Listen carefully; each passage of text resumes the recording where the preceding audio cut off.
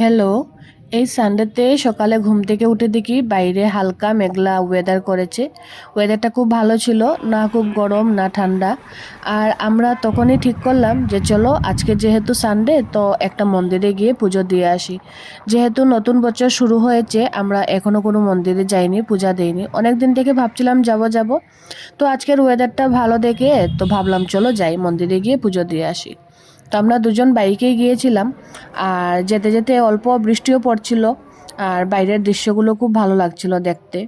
তো মন্দিরে যাওয়ার পর মন্দিরের সামনে থেকে আমরা পুজোর জন্য কিছু ফল, মিষ্টি, ফুল এইগুলো নিয়েছিলাম, নিয়ে পুরোহিতকে পুজো দেওয়ার জন্য দিয়ে দিয়েছিলাম আমাদের নামগোত্র দিয়ে। আর তার মধ্যে আমি একটু মাকে আরতি করে নিয়েছিলাম। মায়ের মুখখানি দেখো কি সুন্দর লাগছে দেখে। উনি হলেন আমাদের শিলচরের পাশেই একটা মন্দির, নাম হচ্ছে মা কাছাকান্তি মায়ের মন্দির, সেখানে গিয়েছিলাম। আর যেহেতু কোনো মন্দিরে গেলে না মনটা অটোমেটিক্যালি ভালো হয়ে যায়, মন্দিরের পজিটিভ এনার্জি, পজিটিভ সাইনগুলো দেখলে, মন্ত্র উচ্চারণ, ঘন্টার আওয়াজ, এইগুলো দেখলেই না মনটা অটোমেটিক্যালি ভালো হয়ে যায়।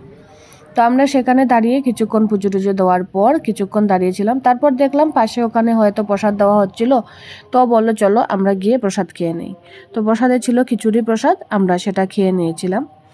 আর পাশেই দেখবে একটা গাছ ছিল, বৃষ্টি পড়ছিল, তার মধ্যে সবুজ গাছের পাতা, হলুদ ফুল, কি ভালো লাগছিল দেখে।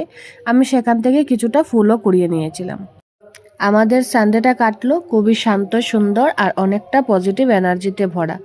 তোমাদের কেমন লাগলো জানাবে।